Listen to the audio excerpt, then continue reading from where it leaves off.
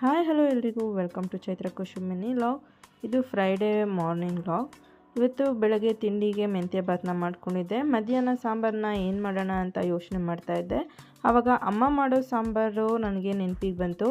ಹಾಗಾಗಿ ಇಲ್ಲಿ ಆ ಸಾಂಬಾರು ರೆಸಿಪಿನ ನಿಮ್ಮ ಜೊತೆ ಶೇರ್ ಮಾಡ್ತಾಯಿದ್ದೀನಿ.